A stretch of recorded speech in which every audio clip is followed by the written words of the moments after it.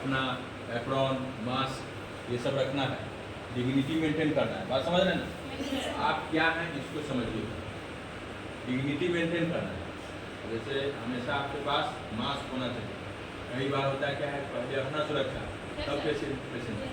अपना सुरक्षा में क्या है, जैसे ड्रॉपलेट इन्फेक्शन से बचना है, पेशेंट है बीमार है, पेशेंट के प्रति हमको सहानुभूति रखना है, लेकिन अपने आप को बचाते हुए, समझ ना, मान लिया खुद ही बीमार पड़ जाएगा तो क्या होगा, पेशेंट नहीं कर पाएंगे। ड्रॉपलेट इन्फेक्शन जैसे वो छींकेगा तो आपके नाक से इन्फेक्शन होगा। अभी करंट में क्या है, H5N1 H5N1 जो वायरस है ये करंट में कर्नाटका में बहुत ज़्यादा फैला है। समझ, एक भी मरीज अगर आ गया तो समझिए पूरे वार्ड को ले लेंगे। इसलिए थोड़ा सा मेंटेन करना है, ठीक है। जैसे पेशेंट का पल्स, पेशेंट का देखते पल्स देखना है तो सबसे पहले 3 उंगली का इस्तेमाल करें। समझ आपका कैसे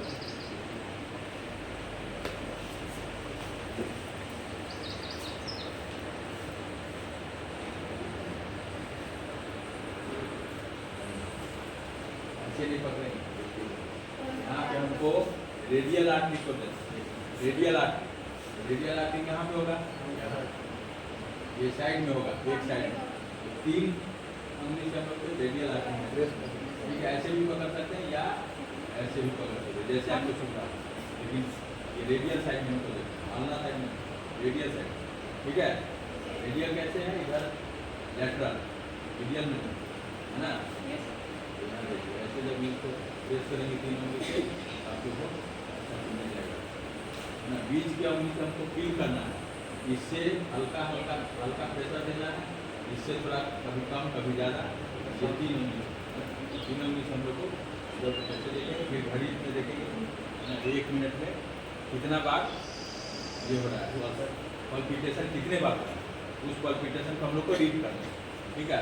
1 मिनट में इस्तेमाल किया कितना बार होना चाहिए, कम से कम 60 होना चाहिए, और 60 से 75 के बीच में होना चाहिए। नॉर्मल पल्स 60 से 75 मतलब 72 होना चाहिए। बात समझ रहे हैं? अगर हेल्दी जो पर्सन है, जो हेल्दी पर्सन है उसका पल्स कितना होना चाहिए, 72। और पल्स से हम लोग को क्या क्या जानकारी मिलती है, इसी पेशेंट का पल्स देख लिए तो हमको पल्स से क्या क्या जानकारी मिलती है।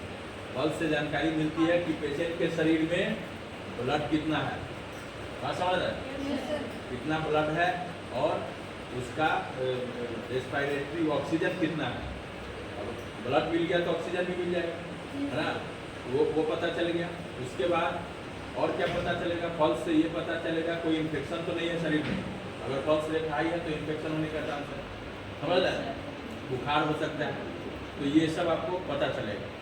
तो नॉर्मली 1 मिनट में हार्ट से कितना ब्लड चाहिए, कितना ब्लड, हाँ पल्स से पता चलेगा ब्लड का कैसे, ये सही बात, सही क्वेश्चन।